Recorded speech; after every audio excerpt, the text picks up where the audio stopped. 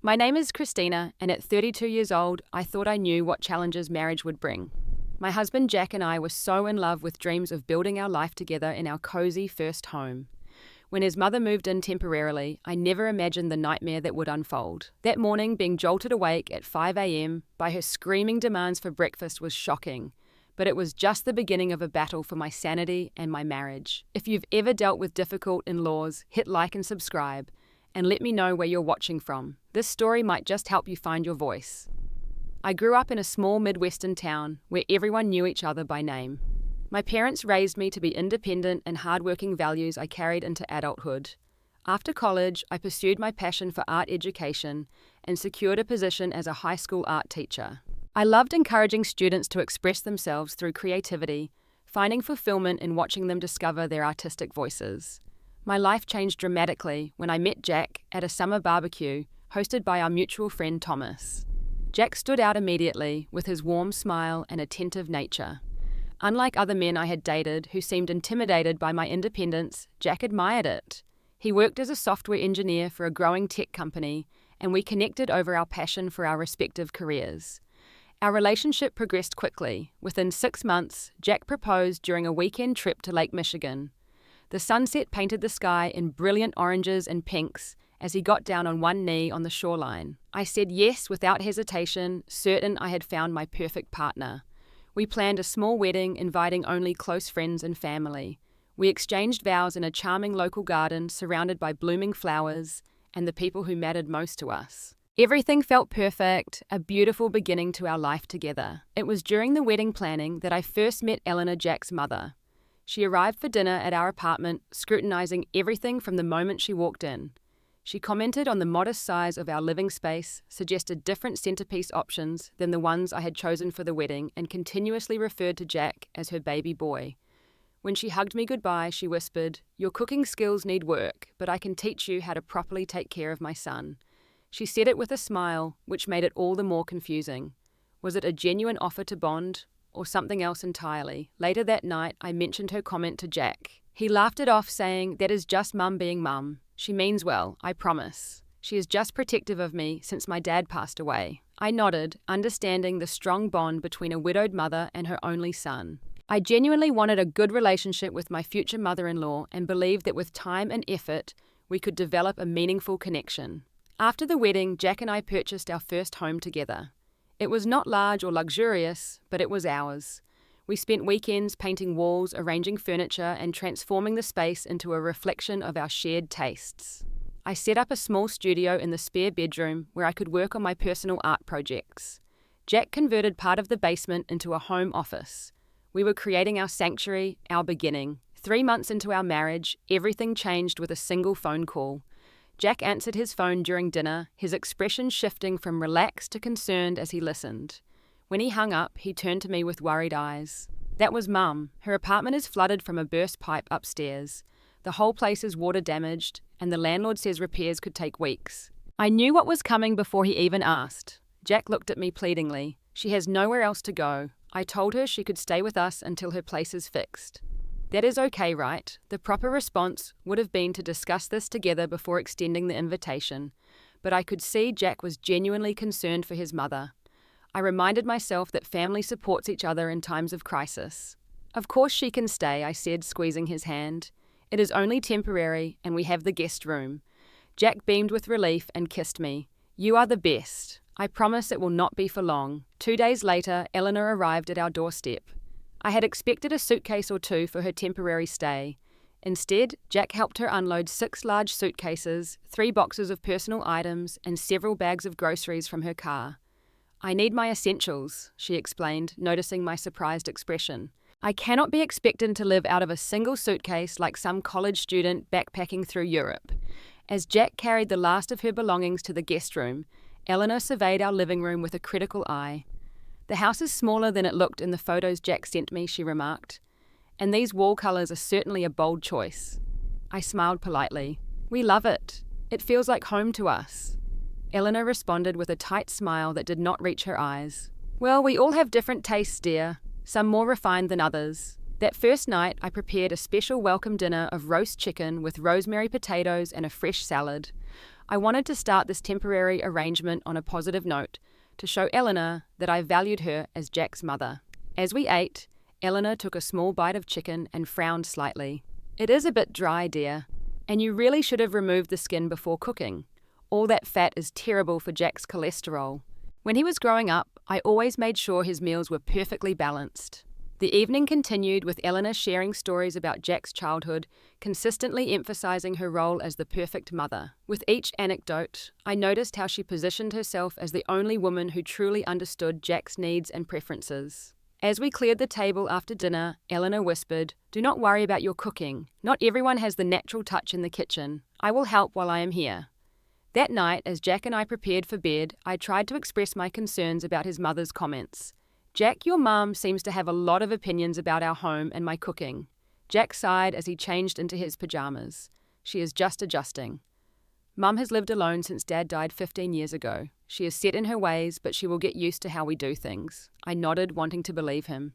But as I drifted off to sleep, I could not shake the feeling that Eleanor had no intention of adjusting to our home. Instead, it seemed she expected our home to adjust to her.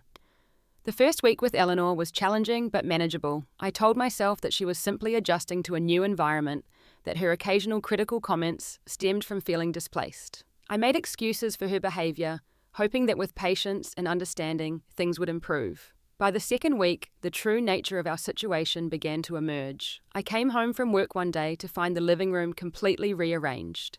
The couch had been moved to the opposite wall, our bookshelf had been reorganized by color rather than genre as we had it, and several of our decorative items had been replaced with Eleanor's own knickknacks that she had unpacked from her boxes. "Eleanor, I did not know you were planning to rearrange the furniture," I said, trying to keep my tone neutral despite my surprise. She waved her hand dismissively. "This layout makes much more sense, dear. The room flows better, and now the television is not facing the window where the glare makes it unwatchable in the afternoon. Jack always got headaches from screen glare as a child." I took a deep breath. "I appreciate your thoughts, but Jack and I spent a lot of time arranging our home the way we liked it. In the future, could you please discuss changes with us before making them?" Eleanor's expression hardened. "This is how we have always arranged furniture in our family. I thought I was doing you both a favor. Jack never mentioned you were so particular about these things." Later that evening, I mentioned the incident to Jack, who had been working late at the office. "Mum was just trying to help Christina," he said with a sigh. "She has a good eye for these things. Her home was always featured in the local community magazine. But Jack, this is our home. We should decide together how it looks." He ran his hand through his hair, a gesture I had come to recognize as a sign of his discomfort. "It is not worth creating tension over furniture. Mum is already stressed about her apartment. Let us just leave it for now, okay?" I reluctantly agreed, not wanting to create conflict. But as the days passed, Eleanor's rearranging extended to the kitchen. She reorganized all the cabinets without asking, placing commonly used items on high shelves I could barely reach. When I mentioned this inconvenience, she simply said, "This is the proper way to organize a kitchen, dear. My way is much more efficient." Jack's work hours seemed to grow longer, leaving me alone with Eleanor for increasing stretches of time. When he was home, Eleanor constantly called him away to help with some task or to reminisce about family memories, effectively minimizing the time Jack and I spent together. When I tried to join their conversations, Eleanor would make references to events or people I did not know, rarely bothering to provide context that would allow me to participate. If I asked questions, she would say, "Oh, it is just family history, dear. You had to be there to understand." One evening, I overheard Eleanor on the phone in the guest room, her voice carrying through the thin walls. "The repairs are taking much longer than expected," she said to someone. "But honestly, it is good that I am here. Jack works so much, and Christina clearly needs guidance on keeping a proper home." Between us, I do not think she was ready for marriage. She seems overwhelmed by the simplest domestic tasks. My cheeks burned with anger and embarrassment. I had been managing my own household for years before meeting Jack. I was a respected teacher with a master's degree, not some helpless child. That weekend, I received a call from Eleanor's landlord about scheduling a time to assess the repairs. Confused, I mentioned that I thought the assessment had already been completed. "No, ma'am," he replied. "We have been trying to schedule the initial assessment for weeks, but Ms. Wilson keeps cancelling or rescheduling. We cannot begin repairs until she allows our team to evaluate the damage." After hanging up, I confronted Eleanor with this information. She bristled immediately. "That man is completely incompetent," she snapped. He wanted to send strangers into my apartment who would rifle through my belongings. I need to be present for any assessment, and I have been too busy helping you and Jack to coordinate my schedule with their unreasonable time frames. That night, I tried again to discuss the situation with Jack. I think your mother might be deliberately delaying the repairs on her apartment, I said carefully. The landlord said she keeps cancelling appointments. Jack's response caught me off guard. Maybe she has good reasons, Christina. Mum is very particular about her privacy. And honestly, is it so bad having her here? She cooks most nights. Now she keeps the place spotless, and she is my mother. That is exactly the point, Jack. She is your mother, not your wife. I feel like a guest in our own home now. Jack's expression hardened. You are overreacting. Mum is family, and she needs our help right now. I thought you understood that. I went to bed that night with a heavy heart, feeling a growing distance between Jack and me. The man who had always considered my feelings, who had valued my independence, was now dismissing my concerns entirely. I felt a profound disappointment settling in, and with it, a sense of isolation I had never expected to feel in my marriage. To cope with the increasingly tense home environment, I found myself spending more time at school. I volunteered to supervise after-school art programs, took longer routes home, and sometimes sat in my car for half an hour before entering the house, mentally preparing myself for whatever criticism or boundary violation awaited me. I also began calling my sister Rachel more frequently, seeking the validation and understanding I was no longer receiving at home. I feel like I am losing my mind, Rachel, I confided one evening from the school parking lot. She criticizes everything I do, she is completely taking over our home, and Jack does not see it. That sounds like classic passive-aggressive behavior, Rachel said. She is marking her territory and trying to reclaim her role as the primary woman in Jack's life. But why is Jack allowing it? I asked, the hurt evident in my voice. Because it is what he knows, Christina. He has probably been managing his mother's emotions his whole life. It is easy to fall back into old patterns, especially with parents. Rachel's insights helped me understand the dynamics at play, but understanding did not make the situation any easier to bear. Each day I felt more like an outsider in my own home, my sense of self slowly eroding under Eleanor's constant scrutiny and Jack's growing emotional distance. As Eleanor's temporary stay extended into its second month, with no end in sight, her behaviour became increasingly intrusive and controlling. What had started as rearranging furniture and reorganising kitchen cabinets evolved into something more pervasive and disturbing.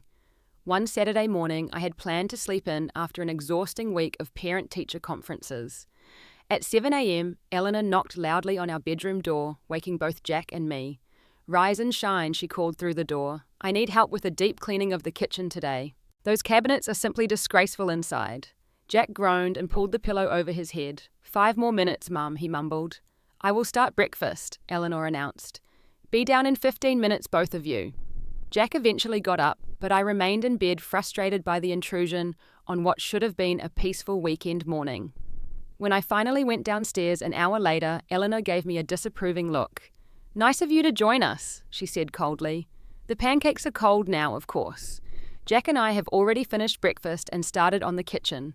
This became a pattern. Every weekend, Eleanor would wake us early for some unnecessary household project.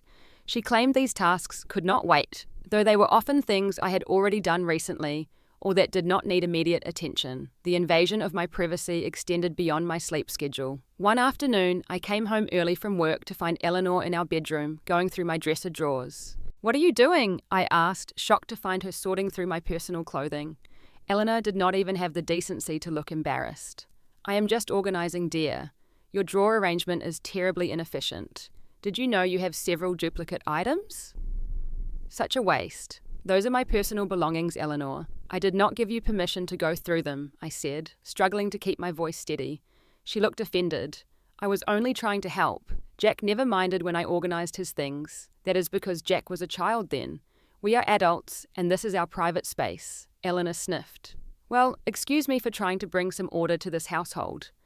After she left the room, I discovered she had rearranged not just my clothing, but also my jewellery box and bedside table contents. The invasion felt deeply personal, a clear message that no space in the house was truly mine anymore. My art supplies, which I kept in the small studio we had set up in the spare bedroom before Eleanor's arrival, were not spared either. Eleanor had moved her belongings into that room, relegating my supplies to a corner. When I went to work on a personal project one evening, I found my paints rearranged and several expensive brushes damaged, the bristles bent and splayed. When I mentioned this to Eleanor, she shrugged. I needed to move things to make space for my meditation chair. Some of those brushes looked old anyway. You should thank me for giving you an excuse to buy new ones. Jack's and my private time together had become virtually non-existent.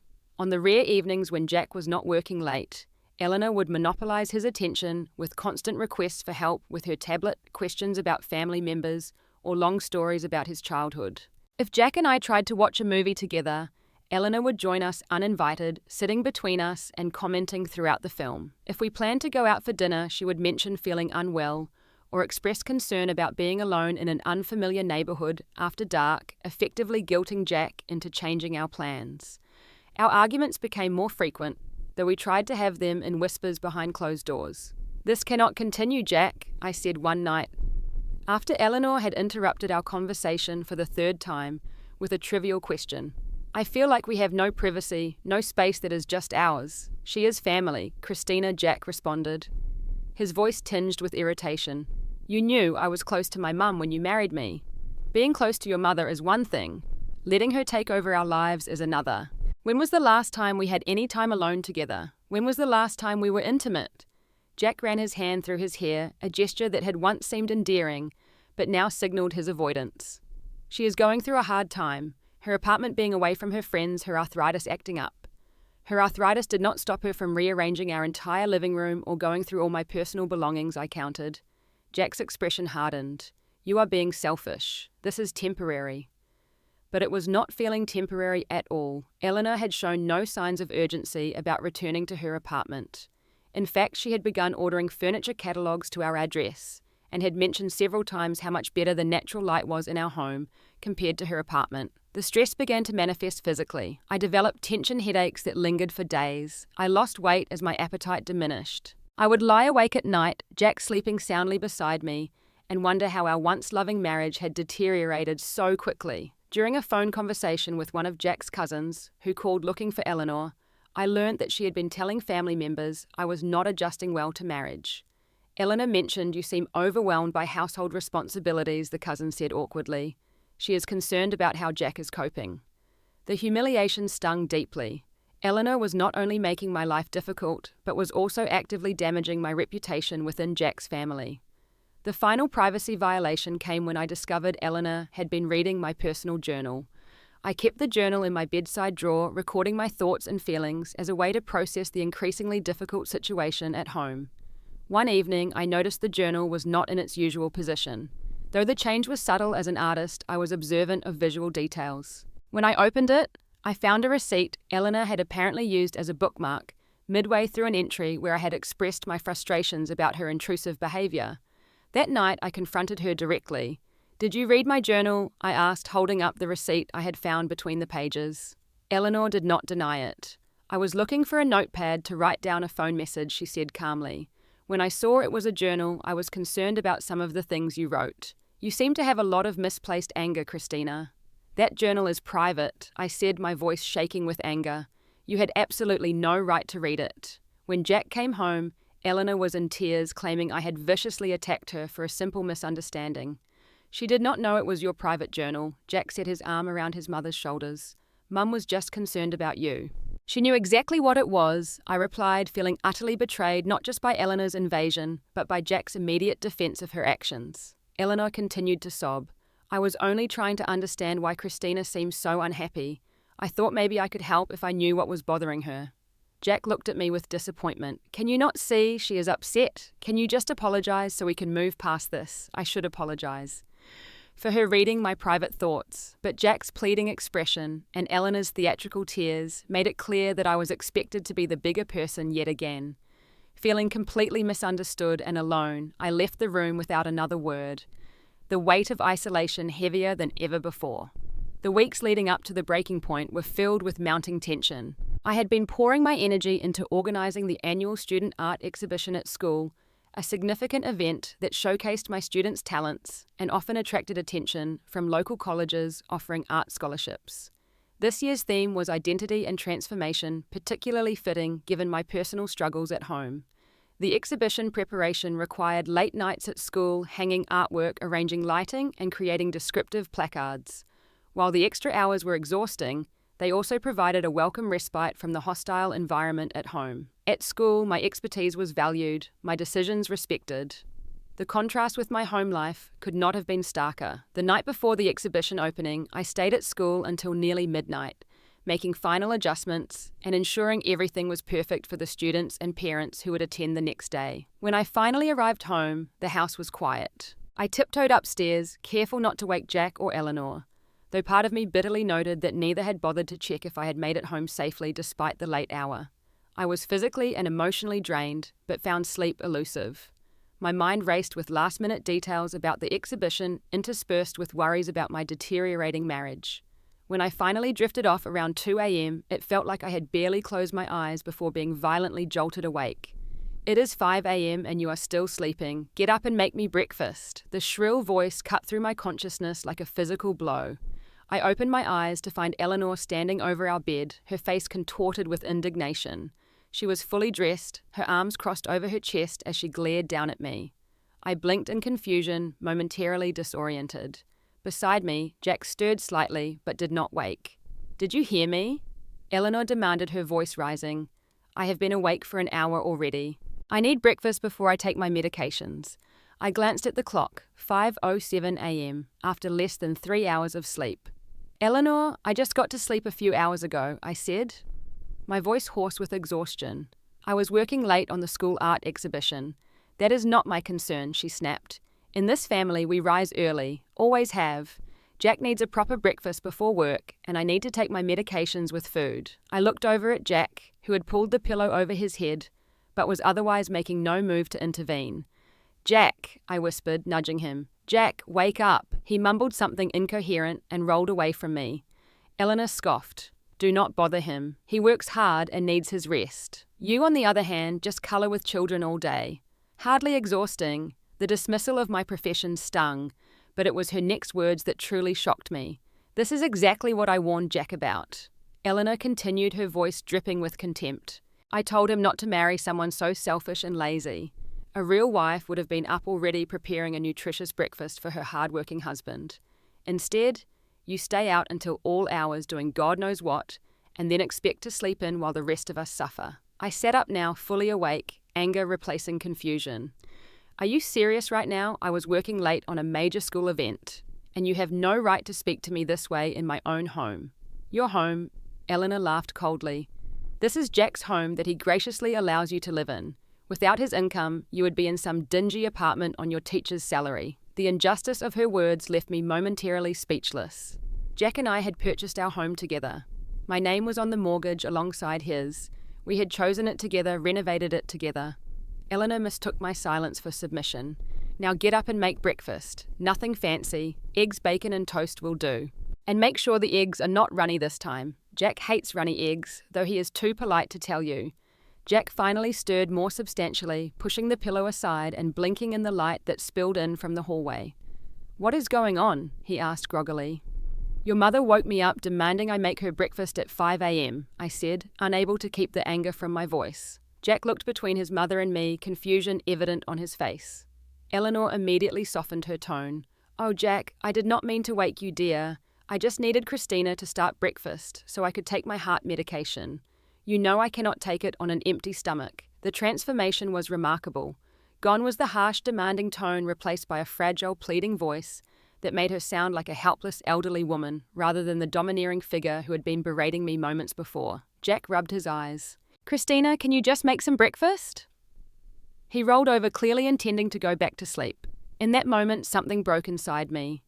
Without another word, I got out of bed and headed downstairs to the kitchen, Eleanor following behind with an air of triumph. As I mechanically cracked eggs into a bowl, my hands shaking with a combination of exhaustion and suppressed rage, Eleanor sat at the kitchen table watching me critically. "The bacon is too thick," she commented as I laid strips in the pan, "and you are using too high heat for the eggs. They will be dry." I remained silent, focusing on the task at hand, determined not to give her the satisfaction of seeing me break down. When Jack finally came downstairs 20 minutes later, I placed a plate of eggs, bacon, and toast in front of him without a word.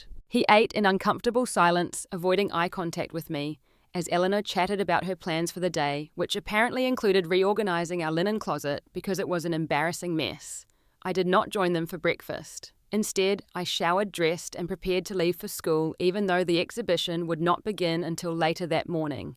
I needed to escape before I said something I could not take back. As I gathered my belongings, Jack finally spoke to me. "You are leaving already? Without eating, I have to set up for the exhibition," I replied stiffly. "The one I mentioned multiple times this week. The one you promised to attend tonight." Jack looked genuinely confused. "That is tonight." "I thought you said next week." Before I could respond, Eleanor interjected. "Jack, do not forget you promised to help me move my cedar chest from the guest room today. My back has been giving me trouble." Jack nodded absently. "Right, I will help you with that, Mom." The fact that Jack had forgotten about my exhibition while remembering his mother's furniture rearrangement request was the final straw. I left without another word, tears blurring my vision as I backed out of the driveway. By the time I reached my classroom, the emotional dam had broken. I sat at my desk and sobbed, years of holding myself together through difficult situations, finally giving way to overwhelming despair. This was not the partnership I had signed up for. This was not the man I had married. The sound of my classroom door opening made me hastily wipe my eyes. Amanda, the English teacher from across the hall, and one of my closest friends at school stood in the doorway, her expression shifting from cheerful to concerned as she took in my tear-streaked face. "Christina, what is wrong?" she asked, closing the door behind her and rushing to my side. Something about her genuine concern broke through my remaining defenses. For the first time, I shared the full extent of the situation at home. The constant criticism, the invasion of privacy, Jack's growing emotional distance, and finally the humiliating incident that morning. "That is emotional abuse," Amanda said firmly when I had finished. "From both of them. Eleanor is obviously the instigator, but Jack is enabling her behavior and failing to protect you." "He just does not see it," I said weakly, still making excuses for the man I loved. Amanda shook her head. "Or he chooses not to see it, because it is easier to let you absorb his mother's toxicity than to confront it himself." Her words hit me with the force of truth. I had been so focused on Eleanor's behavior that I had somewhat excused Jack's passive role in the situation. But Amanda was right. By his silence, by his constant defense of his mother at my expense, Jack was making a choice every day, a choice that was slowly destroying me and our marriage. "It is not going to get better unless something changes dramatically," Amanda continued, squeezing my hand. "And from what you have told me, Eleanor has no intention of changing. The question is, what are you going to do about it?" That question echoed in my mind throughout the day as I mechanically completed the exhibition preparations. What was I going to do? How much more could I endure before the person I had been, the confident, creative, joyful woman Jack had fallen in love with, disappeared completely? By the time the first students and parents began arriving for the exhibition that evening, I had reached a moment of clarity. Something had to change. And since I could not control Eleanor's behavior or force Jack to see the truth, the change would have to come from me. I spent the exhibition opening in a strange state of emotional detachment, going through the motions of greeting parents, praising students, and explaining the artistic concepts behind various pieces. Externally, I maintained the persona of the dedicated, enthusiastic art teacher. Internally, I was formulating a plan for reclaiming my dignity and either saving my marriage or accepting that it might be beyond salvation. During a quiet moment, I retreated to my classroom and created a list of boundaries that could no longer be compromised. No one enters our bedroom without permission. 2. My personal belongings remain private and untouched. 3. Changes to house organization or decor require mutual agreement. 4. Respect for my profession and work schedule. 5. Regular time alone with Jack without interruption. 6. Eleanor must actively pursue repairs on her apartment. 7. Jack must support these boundaries consistently. The list felt both completely reasonable and utterly unattainable, given the current dynamic in our home. Still, seeing these basic rights written down reinforced my resolve. These were not outrageous demands. They were the fundamental elements of respect that any person deserved in their own home. The exhibition concluded successfully with several students receiving recognition from local arts organizations. In any other circumstances, I would have been elated by their achievements. That night, I could only muster a hollow approximation of joy, my thoughts constantly returning to the confrontation that awaited me at home. Jack had not attended the exhibition, despite his earlier promise. He had not even texted to explain his absence. The obvious explanation was that Eleanor had created some crisis or task that required his immediate attention, effectively ensuring his priorities remained aligned with hers rather than with me. It was nearly 9 o'clock when I finally pulled into our driveway. The house was illuminated and both Jack's and Eleanor's cars were parked outside. I sat in my car for several minutes, gathering my courage and mentally rehearsing what I would say. I refused to be reactive or emotional. This conversation would be conducted on my terms with clarity and dignity. As I approached the front door, I could hear voices coming from the living room. I quietly entered the house, intending to go upstairs and change before initiating the discussion. However, the mention of my name stopped me in my tracks. "Christina is trying to come between us." Jack Eleanor's voice drifted clearly from the living room. "I have seen it before with your cousins' wives. They marry into the family and immediately try to isolate their husbands from the people who have loved them longest." I moved closer to the partially open living room door, knowing I should announce my presence, but unable to resist hearing Jack's response. "Mom, it is not that simple," Jack replied, his voice tired. "Christina has been patient. She agreed to let you stay with us when you needed help. And I have been nothing but helpful since I arrived," Eleanor countered. "I have cooked, cleaned, organized. This house was a disaster before I came. She spends all her time at that school instead of creating a proper home. A woman who truly loved you would prioritize your needs." There was a pause before Jack spoke again, his voice so low I had to strain to hear it. "I do not know what to do anymore. Things between Christina and me were so good before. Now we argue all the time." My heart constricted painfully at the defeat in his voice, but it was Eleanor's response that crystallized everything for me. "Perhaps you should reconsider whether this marriage was the right choice, Jack. It is not too late to admit a mistake.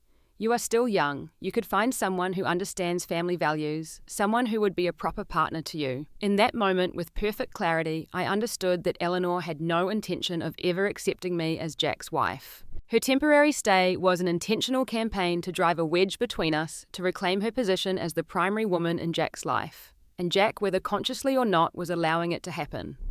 The realization was both devastating and liberating. This was not a misunderstanding that could be resolved with patient explanation. This was emotional abuse, as Amanda had named it, and it would continue as long as I allowed it to continue. I pushed open the living room door, causing both Jack and Eleanor to startle. Their expressions as they saw me told me everything I needed to know about the conversation I had interrupted. Eleanor's face quickly shifted from smug satisfaction to feigned concern, while Jack looked like a child caught in wrongdoing, guilty and defensive. "Christina, I did not hear you come in," Jack said, rising from the couch. "How was the exhibition?" "You would know if you had been there," I replied calmly. "I need to talk to both of you." Eleanor immediately adopted a dismissive expression. "If this is about breakfast this morning, I think you are overreacting. I simply needed to take my medication." "This is about much more than breakfast," I said, maintaining my composure. "This is about respect boundaries and the future of my marriage." Jack shifted uncomfortably. "Christina, can this wait?" "It has been a long day." "No, Jack, it cannot wait. I have been waiting for months, hoping things would improve, making excuses for inexcusable behavior. I am done waiting." My calm determination seemed to catch them both off guard. Eleanor began to protest, but I held up my hand to silence her. "Since you moved in, Eleanor, you have systematically attempted to undermine my position in this home and in my marriage. You rearrange our belongings without permission, criticize everything I do, monopolize Jack's time and attention, and even invaded my privacy by reading my personal journal. Just now I heard you suggesting that Jack would be better off without me." Eleanor's face flushed with anger. "How dare you eavesdrop on a private conversation? This is exactly the kind of disrespect I have been talking about." "I refuse to be lectured about respect by someone who has shown me none," I replied, keeping my voice steady. "This is my home too. My name is on the mortgage alongside Jack's. I am not a guest here, and I will no longer be treated like one." Jack finally spoke, his tone placating. "Christina, Mom did not mean anything by what she said. She is just protective of me. Stop making excuses for her, Jack." I turned to face him directly. "She meant exactly what she said. She wants me out of your life, and you have been allowing it to happen." Jack's expression wavered between guilt and defensiveness. "That is not fair. I have been trying to keep the peace." "Keeping the peace by sacrificing my dignity is not a solution," I said. "I have tried to be understanding. I have compromised repeatedly. But there is a line, and it has been crossed. I cannot and will not continue living in an environment where I am constantly belittled and disrespected." Eleanor rose from her seat, drawing herself up to her full height. If you are unhappy here, perhaps you should be the one to leave. Jack was perfectly content before you started creating drama. I had anticipated this response and refused to be baited into an emotional reaction. You are right about one thing, Eleanor. Someone does need to leave, and it is not me. I looked directly at Jack, whose face had gone pale. I am giving you a choice, Jack.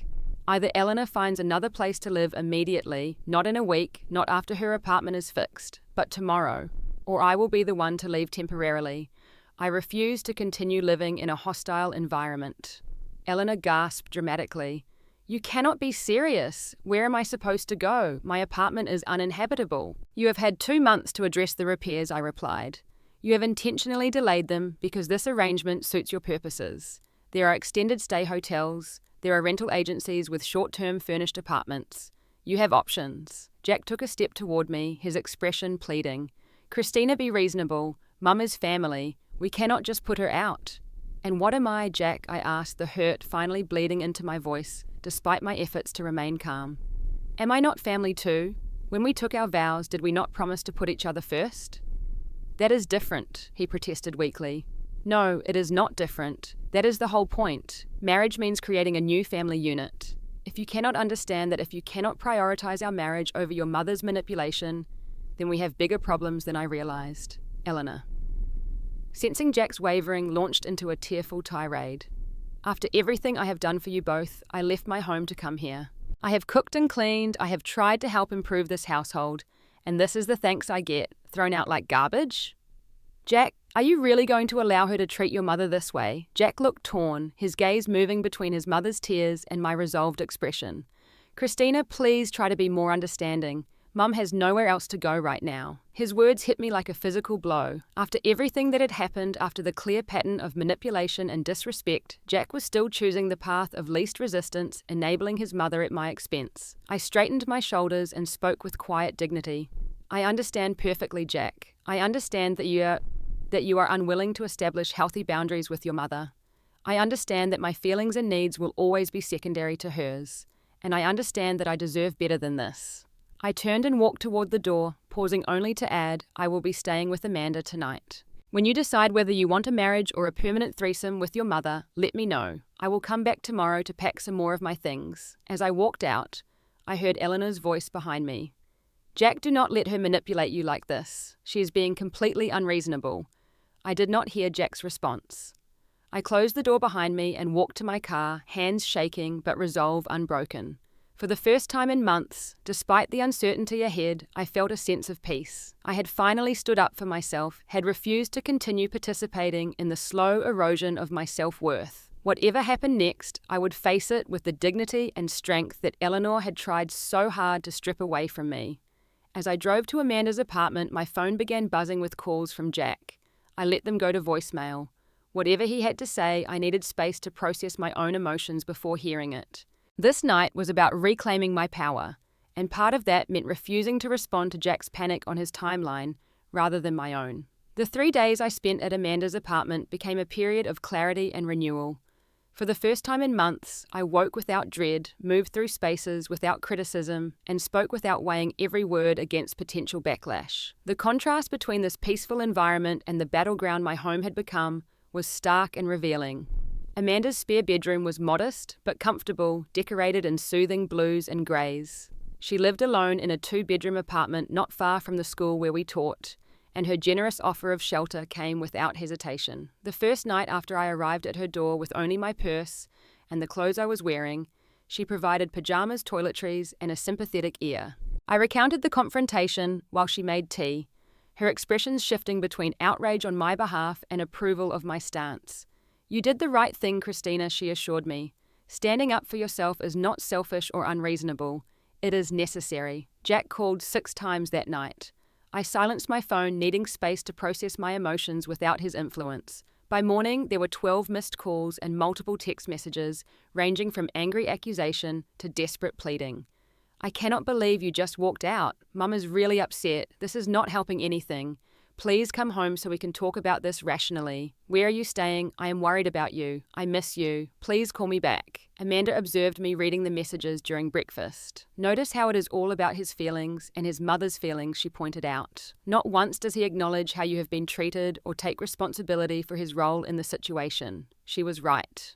Even in his attempts to reconcile, Jack was centering his own discomfort rather than addressing the legitimate concerns I had raised. I composed a brief response. I am safe and staying with a friend. I need time to think without pressure or manipulation. I will contact you when I am ready to talk. I spent that first day researching emotional manipulation and toxic family dynamics. The patterns I discovered were disturbingly familiar. The triangulation, the victim playing, the boundary violations, the isolation tactics. Eleanor's behavior followed the classic playbook of the controlling mother-in-law, while Jack exhibited all the signs of an enabler caught between loyalty to his parent and commitment to his spouse. In the evening, Amanda suggested I consult with a professional. I was fortunate to secure an emergency session with Dr. Brennan, a therapist who specialized in family dynamics. Though it was only a virtual consultation, her insights proved invaluable. What you are describing is a common dynamic in enmeshed family systems, she explained. Your mother-in-law has not adjusted to her adult son having a primary relationship outside of her. Rather than adapting to this natural life transition, she is actively working to maintain her central position in his life. And Jack, I asked, why can he not see what is happening? Dr. Brennan's expression was compassionate but direct. Your husband has likely spent his entire life managing his mother's emotions. Children of controlling parents develop coping mechanisms that become deeply ingrained. They learn that keeping the controlling parent happy is the path of least resistance, the way to maintain peace. These patterns do not disappear in adulthood without conscious effort to change them. Is there any hope for our marriage? I asked the question that had been haunting me since I walked out. Yes, but only if your husband is willing to recognize the unhealthy dynamic and commit to changing it.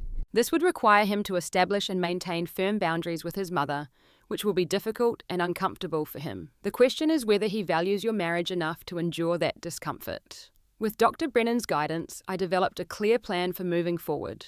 I would return home and have an honest conversation with Jack without Eleanor present. I would express my needs clearly and non-accusatorily.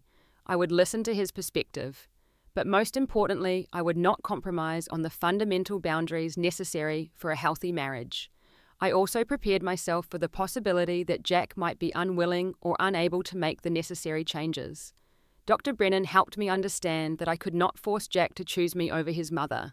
I could only make clear the conditions under which I was willing to remain in the marriage and follow through if those conditions were not met. Throughout the second day, Jack's messages continued growing increasingly urgent. By the third day, there was a noticeable shift in his tone. I talked to Mum about some of the things you said. I think I understand better now why you have been so upset. Mum is looking at extended stay hotels in the area. I told her she needs to find something by the end of the week. I miss you. Our home feels empty without you. I am sorry I did not listen better. This evolution gave me cautious hope, though I remained wary of empty promises made in the heat of separation. I had seen Jack momentarily stand up to his mother before, only to revert to enabling behavior when faced with her tears or anger. On the third evening, I finally responded to Jack's messages suggesting we meet the following day to talk. I would come home while Eleanor was at her weekly bridge game, giving us 2 hours of uninterrupted time to discuss our situation honestly. I will be there, he replied immediately. Thank you for giving me a chance to make this right. As I prepared to return home the next day, Amanda offered to accompany me for moral support. Though I appreciated her concern, I knew this was a conversation Jack and I needed to have alone. Just remember, you are not asking for anything unreasonable, Amanda said as she hugged me goodbye. You deserve respect in your own home. Do not let either of them convince you otherwise. I drove home with a mixture of anxiety and determination.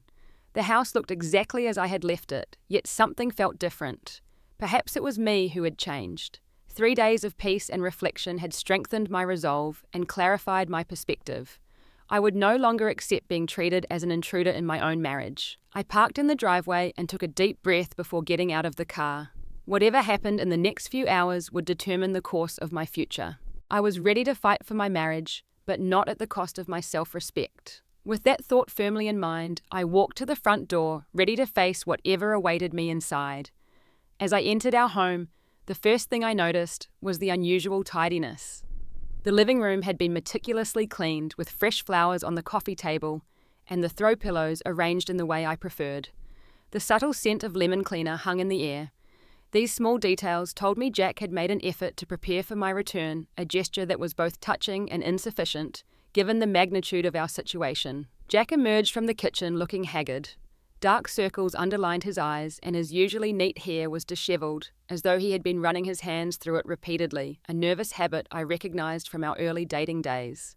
He wore the blue sweater I had given him last Christmas, another deliberate choice that did not go unnoticed. "Christina," he said, relief evident in his voice. "You came back. I said I would," I replied, maintaining some emotional distance despite the pull I felt toward him. "I do not break my promises." The subtle rebuke landed. Jack's expression flickered with guilt before he gestured toward the couch. "Can we sit and talk?" We settled on opposite ends of the sofa, the physical space between us, a perfect metaphor for the emotional chasm that had developed. I noticed Jack glancing repeatedly at the clock. "She will be gone for at least 2 hours," I assured him, recognizing his concern that Eleanor might return early and interrupt us. "The bridge club always runs until 4. Jack nodded, then took a deep breath. "First, I want to say I am sorry. I should have stood up for you when Mum was being disrespectful. I see that now." I studied his face, looking for signs of genuine understanding rather than mere placation. "What changed in the last 3 days, Jack? What made you see it now when you could not see it for months?" He looked down at his hands. "When you left, I was angry at first. I thought you were overreacting, being dramatic.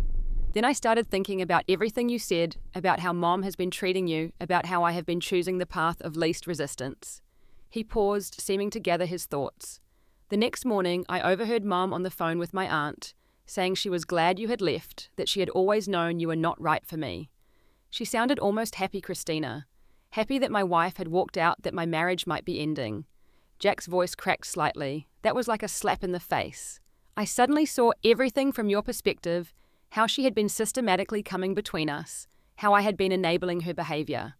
I confronted her about it. "What did she say?" I asked, genuinely curious about Eleanor's response when directly challenged. Jack gave a humourless laugh. "She denied everything at first, then tried to turn it around on you, saying you had never made an effort to welcome her, that you were selfish and immature.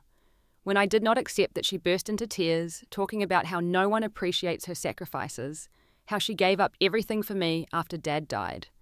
It was her usual manipulation tactics, but for the first time, I did not back down. I told her she needed to find other accommodations by the end of the week, that our marriage needed space to heal. I absorbed this information cautiously, hopeful, but still wary. Where is she now? Besides the bridge club, I mean. Has she actually started looking for another place?" Jack nodded. "She spent yesterday looking at extended stay hotels. She is not happy about it, but she knows I am serious this time. She found a place that offers monthly rates not far from her apartment complex. She is moving there tomorrow." The decisiveness of this plan surprised me. I had expected more resistance, more delays. A new wariness crept in. "You said she found a place near her apartment. Has there been any progress on the repairs?" Jack's expression turned sheepish. "I called her landlord myself yesterday. Turns out the damage was minor, and they completed most of the repairs weeks ago. They were just waiting for her to schedule a final inspection and sign off on the work. She has been deliberately delaying her return. The confirmation of what I had suspected all along should have made me angry, but instead I felt a strange sense of validation.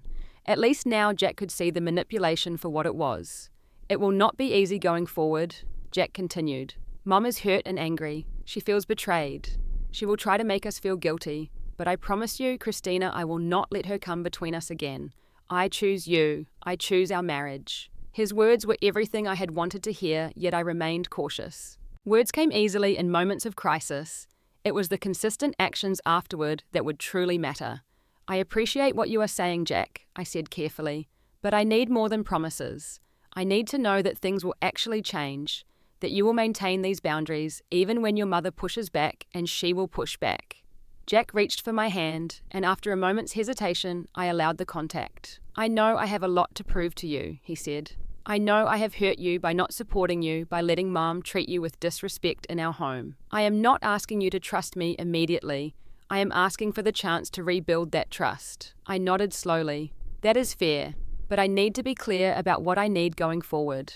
I outlined the boundaries I had carefully considered during my time away. No one enters our bedroom without permission. My personal belongings remain private. Changes to our home require mutual agreement, regular time for just the two of us, respect for my profession and work hours. Most importantly, Jack needed to be the one to enforce these boundaries with his mother, not me. These all sound reasonable. Jack agreed. I should have established these boundaries from the beginning. We talked for nearly 2 hours, diving deeper into the dynamics that had led to our current situation. Jack spoke about growing up with Eleanor after his father's death, how her grief had manifested as control, how he had learned early on that keeping her happy was his responsibility. I shared more about how her behaviour had affected me, the slow erosion of my confidence and sense of belonging in my own home.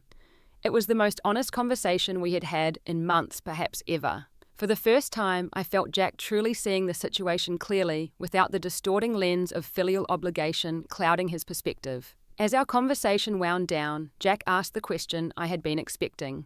Will you come home? Stay tonight, I considered carefully before answering. I will help Eleanor move out tomorrow, I said. Once she is settled in her new accommodation, I will come home. But Jack, I need you to understand something. This is a turning point for us. If the boundaries we have discussed are not maintained, if you revert to putting your mother's feelings above our marriage, I will not stay and fight this battle again. I deserve better than that. We both do. Jack's expression was solemn as he nodded. I understand. This is my last chance to be the husband you deserve. As I prepared to leave, promising to return the next day to help with Eleanor's move, Jack pulled me into a gentle embrace.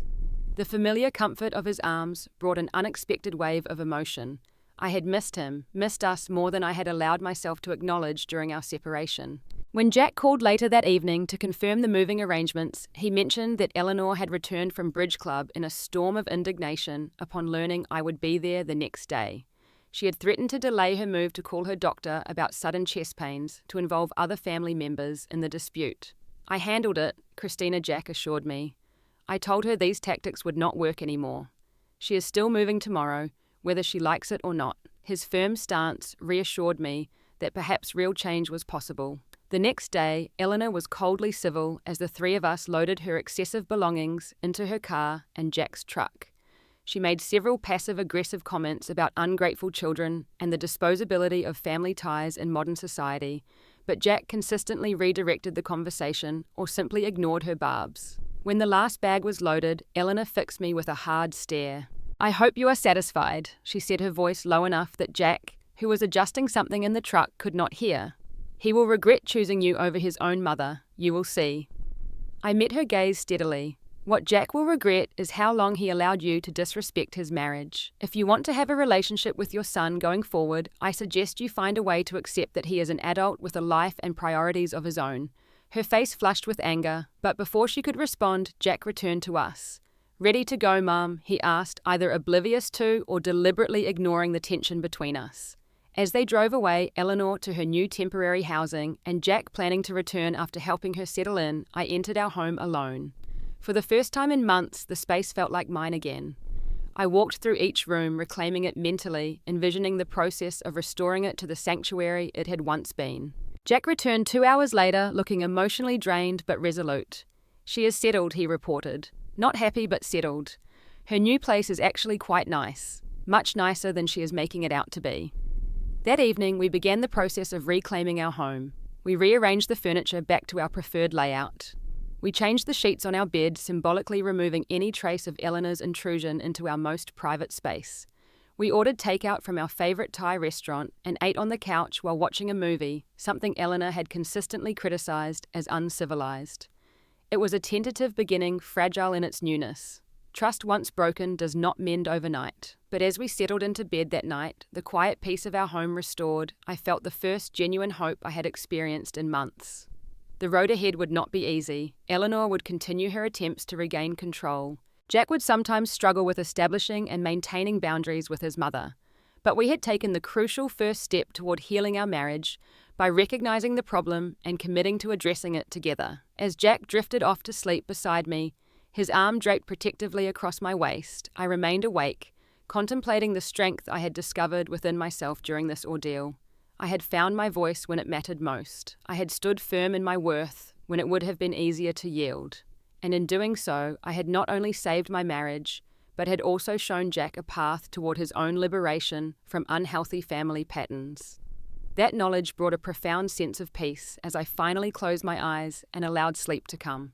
6 months after Eleanor moved out of our home and into her fully repaired apartment, Jack and I found ourselves in a much healthier place, both as individuals and as a couple. The journey had not been without its challenges, but the transformation in our relationship was profound and lasting. In the weeks following Eleanor's departure, we began attending couples counseling with Dr. Merritt, a therapist specializing in family dynamics. Those sessions provided a safe space to process the damage that had been done and to develop strategies for rebuilding trust and establishing healthy patterns of communication. For Jack, therapy became a revelation. With Dr. Merritt's guidance, he began to recognize the deep-seated patterns that had shaped his relationship with his mother throughout his life. He came to understand how Eleanor's controlling behavior after his father's death had trained him to prioritize her emotional needs above all else, a pattern he had unconsciously carried into our marriage. "I have been managing my mother's emotions my entire adult life," he admitted during one particularly insightful session. "When she was upset, I felt responsible for fixing it. When she was happy, I felt I had succeeded. I never questioned whether her expectations were reasonable or fair." Through individual sessions that complemented our couple's work, Jack developed the tools to establish and maintain healthy boundaries with Eleanor. He learned to recognize manipulation tactics and to respond with firm compassion rather than capitulation. As predicted, Eleanor did not accept these changes gracefully. Her initial strategy involved frequent phone calls about minor emergencies that supposedly required Jack's immediate attention. When he began limiting these calls to specific times and refusing to drop everything to address her demands, she escalated to involving other family members. "Your mother is so distraught," Jack's Aunt Linda called to tell him. "She says you never visit anymore, that Christina has turned you against your family." Jack's response marked a significant evolution in his approach. "I visit Mum once a week, Aunt Linda, which is more than most adult children who live in the same city as their parents. Christina has not turned me against anyone.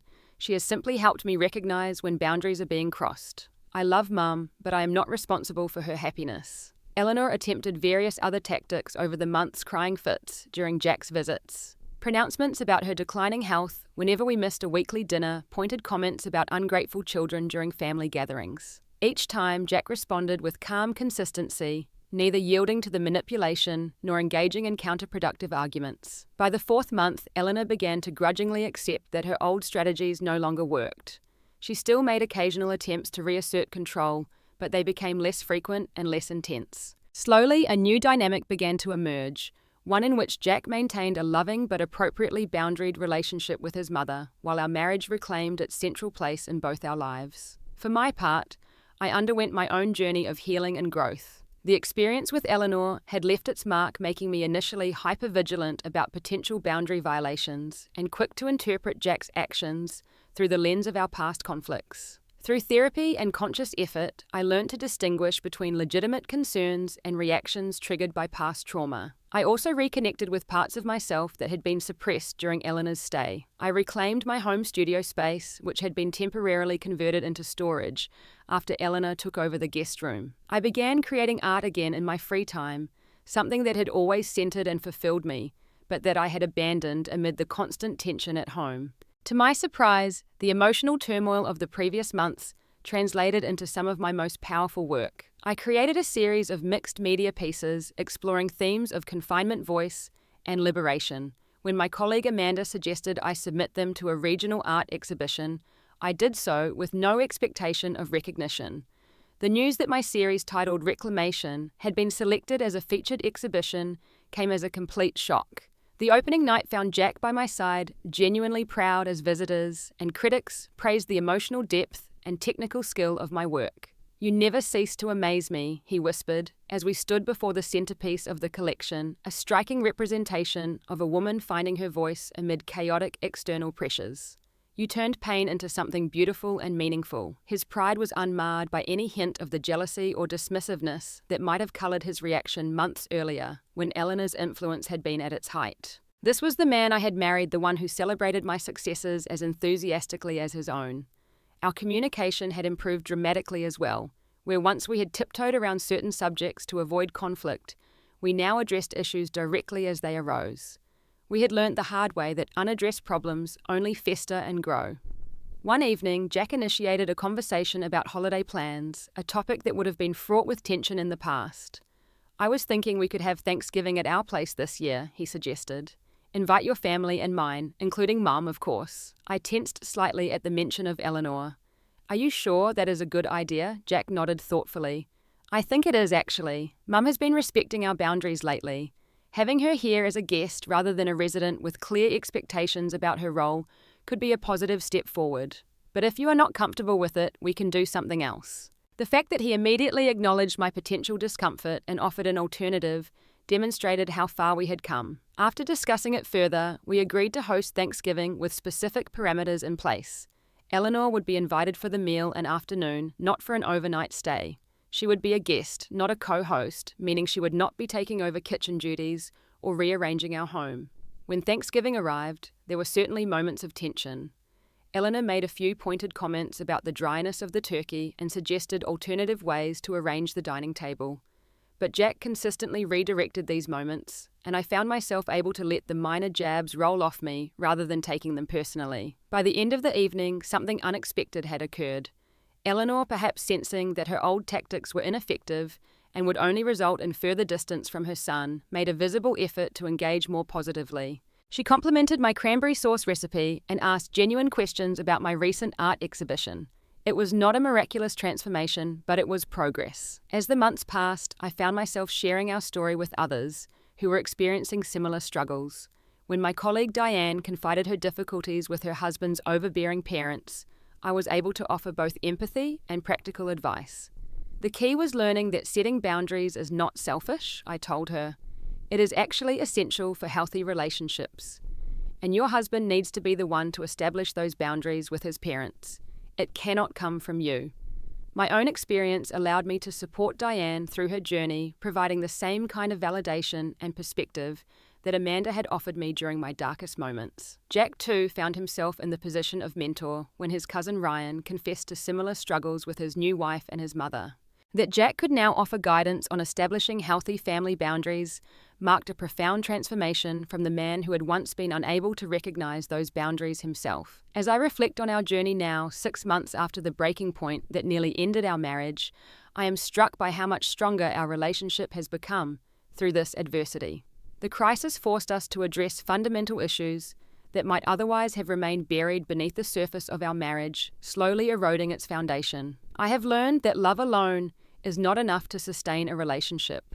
Love must be paired with respect, clear boundaries, and the courage to advocate for one's needs, even when doing so is difficult or uncomfortable. I have learned that true partnership means supporting each other's growth and well-being, even when that requires challenging established family dynamics. Most importantly, I have discovered a strength within myself that I never knew existed. The woman who stood her ground that night, who walked out rather than continue to accept disrespect and manipulation, was braver than I had ever given myself credit for being. By refusing to silence myself for the sake of false peace, I not only reclaimed my dignity, but also ultimately saved my marriage. The journey has not been perfect. Eleanor still occasionally tests boundaries. Jack sometimes still struggles with guilt when enforcing those boundaries. I still have moments of insecurity when old patterns threaten to re-emerge. But we now have the awareness and tools to recognize these challenges and address them before they can take root and grow. If you have ever found yourself diminished or silenced in a relationship, if you have ever questioned whether standing up for yourself is worth the conflict it might create, I hope my story offers some clarity. Your voice matters, your boundaries deserve respect. And sometimes walking away is the action that creates the possibility for genuine reconciliation and growth. What boundaries do you need to establish in your own relationships? Have you ever had to stand up to someone who is diminishing your worth? Share your experiences in the comments. Remember to like this video if it resonated with you, subscribe for more stories of personal growth through adversity, and hit the notification bell to be alerted when new content is posted. Thank you for listening to my journey, and remember, finding your voice is not just about speaking up, it is about recognizing that what you have to say deserves to be heard.